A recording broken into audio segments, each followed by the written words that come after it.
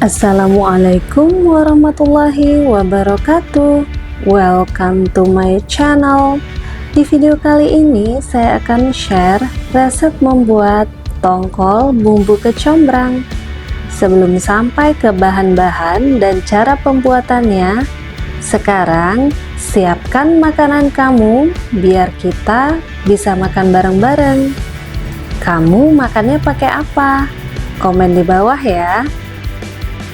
Sambil menemankan kita makan bareng-bareng, kita bahas sedikit tentang ikan tongkol yuk.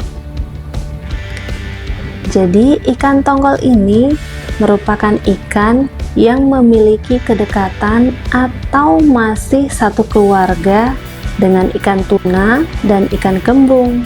Makanya kandungan nutrisi atau kandungan gizi yang terdapat pada ikan tongkol tentunya tidak akan jauh berbeda dengan baik itu ikan tuna maupun ikan kembung. Tapi jangan salah, tidak seperti ikan tuna yang harganya termasuk mahal, harga ikan tongkol jauh sekali lebih rendah dibandingkan dengan ikan tuna. Makanya dengan kandungan gizi yang masih mirip dengan ikan tuna, ikan tongkol bisa menjadi alternatif pilihan kalau kamu mau mendapatkan kebaikan nutrisi atau kebaikan gizi yang terdapat pada ikan tuna. Di dalam ikan tongkol, satu porsi atau setara dengan 150 gram ikan tongkol mengandung sekitar 250 sampai 300 kilokalori. Apa saja isi yang terdapat di dalam ikan tongkol? Dengan tongkol seberat 150 gram tadi terdapat 25 sampai 30 gram protein, 12,5 sampai dengan 17 gram lemak, 50 sampai 60 mikrogram selenium, 400 mg kalium, 1,2 sampai 2 mg zat besi, 15 sampai 20 mg kalsium, 0,9 sampai dengan 1,1 mg zinc. Selain kandungan yang tadi, tongkol juga mengandung vitamin A, vitamin B, omega 3, natrium, dan fosfor. Dikarenakan banyaknya kandungan gizi di dalam ikan tongkol, maka ikan tongkol memiliki berbagai manfaat yang baik untuk kesehatan. Di antaranya bisa menjaga tekanan darah agar tetap stabil, memelihara fungsi dan kesehatan organ tubuh kita, memperkuat sistem imunitas tubuh, menjaga kekuatan tulang, menjaga berat badan, serta memelihara kesehatan dan fungsi jantung. Biarpun ikan tongkol memiliki berbagai macam kandungan gizi dan berbagai manfaat bagi kesehatan tubuh, tetap ya, kita tidak disarankan untuk mengonsumsi ikan tongkol terlalu banyak. Karena pada ikan tongkol ataupun ikan laut lain mengandung merkuri yang cukup tinggi, dan kalau dikonsumsi secara berlebihan bisa menyebabkan keracunan merkuri. Oleh karenanya, batasi konsumsi ikan, terutama yang dari laut yang tinggi merkuri, maksimal 2-3 porsi dalam seminggu. Dikarenakan pada dasarnya semua kandungan gizi yang terdapat di dalam ikan tongkol masih bisa diperoleh dari makanan ataupun ikan jenis lainnya, makanya bagi penderita alergi seafood atau makanan laut perlu mewaspadai atau menghindari untuk mengonsumsi ikan tongkol ini. Kalau nggak punya alergi sih, ya udahlah, makan aja. Yang penting maksimal 2-3 porsi dalam seminggu. Alhamdulillah makannya udah selesai. Sekarang kita lanjut untuk mempersiapkan bahan-bahan untuk membuat tongkol bumbu kecombrangnya. Ini ada 600 gram ikan tongkol. Sebenarnya saya beli 1 kg ya, tapi sebagiannya mau saya simpan untuk dimasak makanan lainnya. Setelah dibersihkan dan disiangi, ini mau saya kukus sebentar tapi dengan menambahkan beberapa bumbu rempah-rempah, yaitu serai sekitar 3 batang tapi kecil-kecil ya batangnya, digeprek aja serainya atau mau langsung dipotong-potong juga boleh. Setelah digeprek, ini mau saya potong-potong biar memaksimalkan serainya, jadi tidak ada serai yang kebuang. Soalnya ini kan mau dikukus ya, jadi nanti aromanya bakalan menyebar ke ikan tongkolnya. Jangan khawatir, kita hanya membuang sedikit saja daun dari serainya.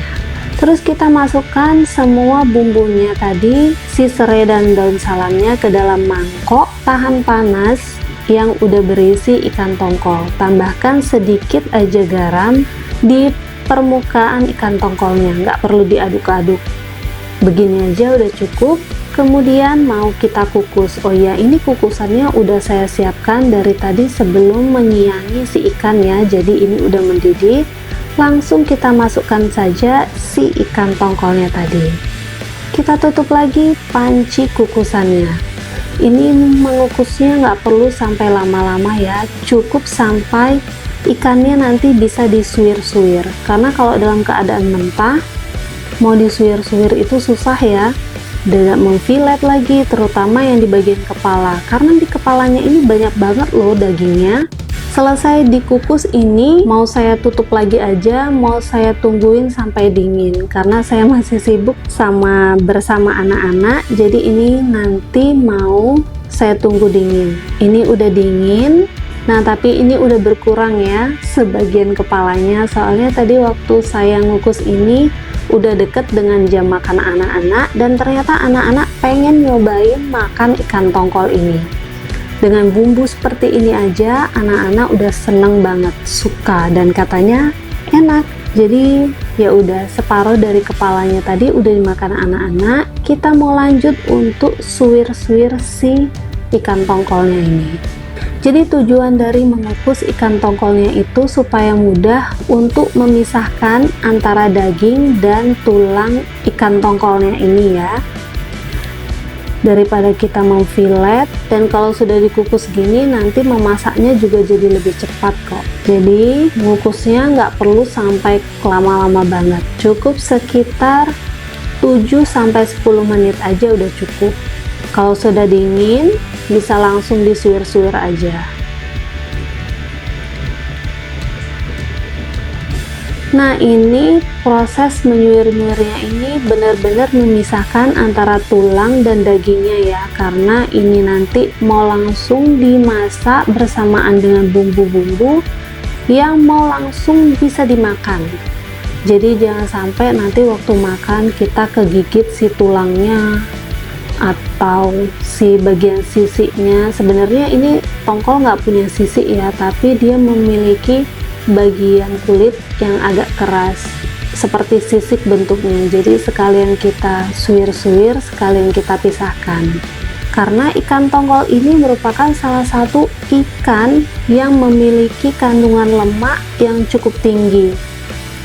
Jadi biarpun hanya dikukus seperti ini, dia sudah mengeluarkan kaldu. Nah, kaldunya ini jangan dibuang, nanti mau kita pakai waktu memasak ikan tongkolnya nanti.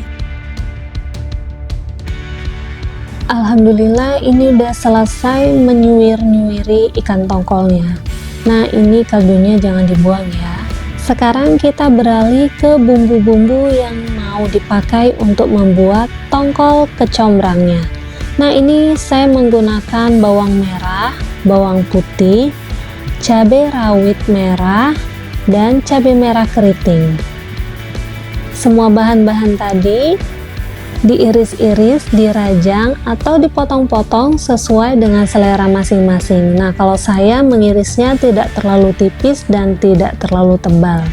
Untuk banyaknya bahan yang digunakan, saya akan memberikan referensi saja. Kalau kamu mau memasaknya, bisa disesuaikan dengan resep ini atau disesuaikan dengan selera kamu masing-masing.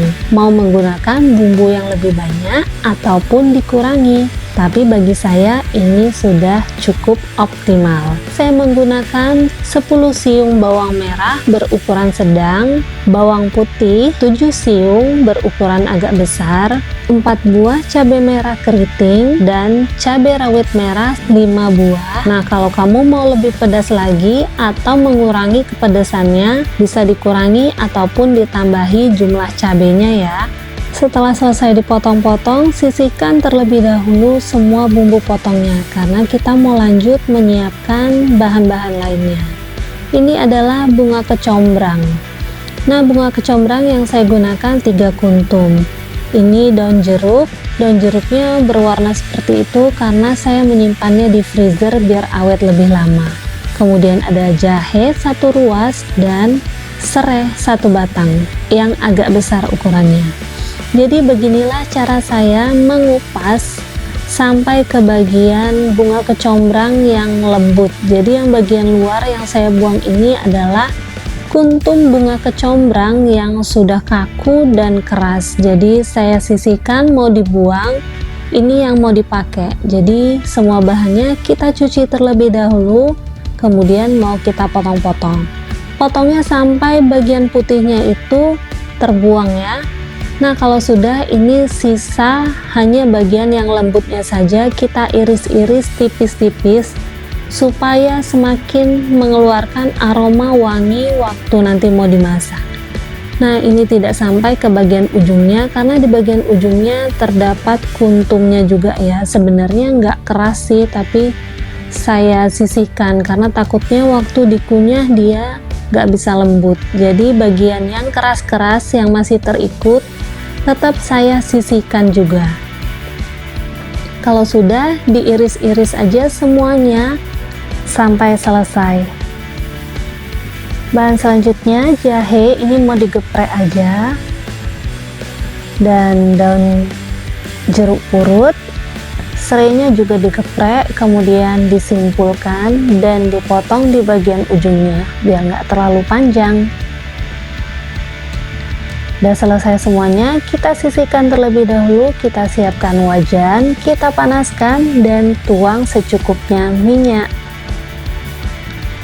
Kalau minyak udah panas, kita mau siap menumis semua bumbu yang sudah diiris. Tuangkan ke dalam minyak yang sudah panas. Jangan lupa tambahkan serai dan juga jahenya.